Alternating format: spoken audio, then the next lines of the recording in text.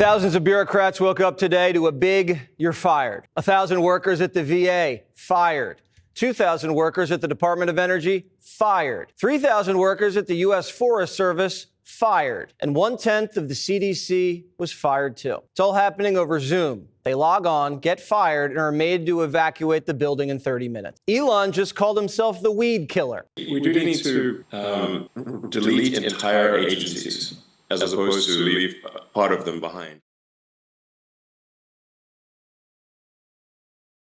War on waste. At the DOGE Oversight Subcommittee hearing, we heard some strong stances from the very start. More scrutiny on the temporary agency is to be expected. Subcommittee Chairwoman Marjorie Taylor Greene vowing to fight the war on waste. What did you take away from the DOGE Oversight Subcommittee meeting this past week? Well, I thought it was very informative.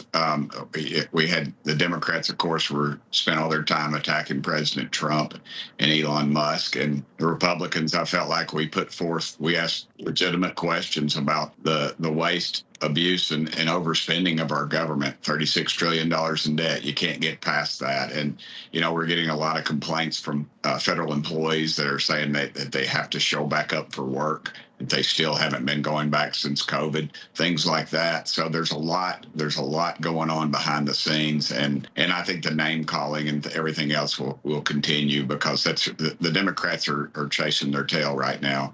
This DOGE thing, it's uncovering a whole lot more than that. And billions and billions of dollars that we're sending to terrorist organizations. And you got to wonder, some of this money, if it's not flowing right back into the back pockets of some politicians in Washington. And I think that's why the number one search this week on the Washington area computers was criminal defense attorneys. Tell me more about something you just mentioned. Which terrorist organizations and what monies have we been sending to them? Well, actually, I have a bill to stop it. The Taliban gets $40 million a week that we know of through aid.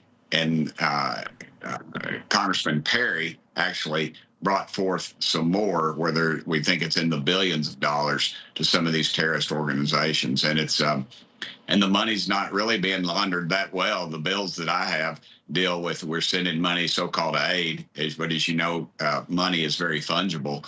It flows into their bank accounts, and then they are forced to turn over a cut off the top. The Lord just takes 10% out of the top with tithe. Mob takes a good chunk when they do it, but the Taliban, they just get theirs right off the top, right out of the bank. So, and we couldn't even get Chuck Schumer and the Democrats last go around when he was in charge. We couldn't even get them to bring the bill up. It passed unanimous in the House. So there's a podcaster named Sean Ryan out of Nashville area. He's a former Navy SEAL, CIA operative, and he brought that to my attention through another fella named who's goes by the name of Legend. He can't go have his full name because of obviously Taliban would like to kill him. And as my conversation last week with former president over there told me that there's over 100 Taliban members in our country right now that have come in illegally. So we've got to really be careful. JJ. On DOGE and the fraud claims, Elon Musk in the Oval yesterday gave us some information on that. We're just wondering if there's some proof, evidence. Is the White House willing to share evidence of those fraud claims, or can Elon Musk come to the briefing room and share material evidence of what he's talking about? Sure, I would love for Elon Musk to come to the briefing room. That's why we had him go to the Oval Office yesterday, where I think he provided great answers. He was speaking in layman's terms, speaking common sense to all of you in the media, but also to Americans at home. But I would say especially to all of you in the media, because I think it's a real fallacy that there's this alleged lack of transparency when it comes to DOGE. President Trump and Elon Musk have been incredibly transparent on what DOGE is doing. There is an X account with the DOGE handle. They are tweeting out what they are doing on a daily basis. They have a website where they are posting the receipts of the contracts that they are reviewing and the payments that they have stopped from going out the door. The secretaries of our departments have stopped from going out the door. And I would also say that before it was Elon Musk making our government efficient and accountable, it was some unnamed bureaucrat that none of you knew. Elon Musk is the richest man in the world. He's also now one of the most highly scrutinized men in the world, alongside President Trump because of what he's doing and the access that he is allowing. So there's great transparency. As for the actual receipts, we are happy to provide them, and I actually brought some today because all of you know I love to bring the receipts.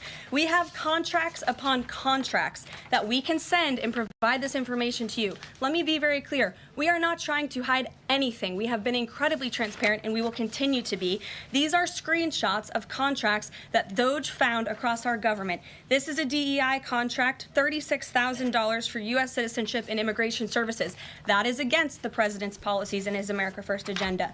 This is a $3.4 million contract, a Council for Inclusive Innovation at the U.S. Patent and Trademark Office, Department of Commerce, another DEI contract that DOGE identified. I can continue to go through these. Oh, I love this one, $57,000 for climate change in Sri Lanka. What is this doing to continue the interests of the American people? Absolutely nothing. These are the line items across the federal government that DOGE is identifying daily. They're moving very fast. There's a lot of paper that we can show you, but we're happy to do it. This administration has been more than transparent about what DOGE is doing. And here's one of their tweets that they posted about the mine. I believe this is in Pennsylvania, where the federal employee retirement system is being processed. Did anybody know this was even happening in our country before Elon Musk talked about it in the Oval Office yesterday? A lot of Americans didn't. So we are providing transparency and accessibility on a daily basis when it comes to DOGE. And I also have a DOGE daily report, if anybody would like it, on all of the things that they are identifying and finding. We're happy to provide this information to you. We're talking about it every single day. Are all those things you just mentioned fraud, or are they waste, or are they just contrary to the president's policies? I would argue that all of these things are fraudulent, they are wasteful, and they are an abuse of the American taxpayer's dollar. This is not what the government should be spending money on. It's contrary to the president's priorities and agenda.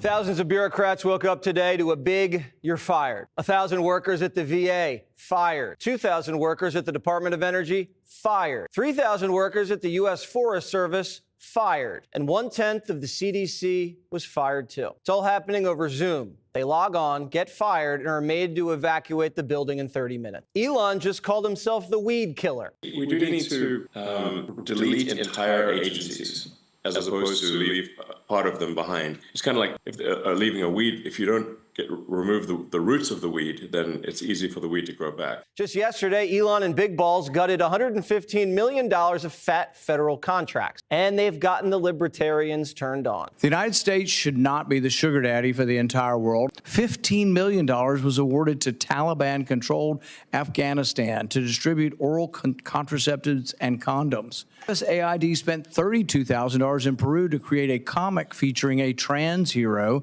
to address social and mental health issues. What does that have to do with diplomacy? I guess the U.S. is now the travel agent for the entire world since they spent $50 million on Tunisia's tourism.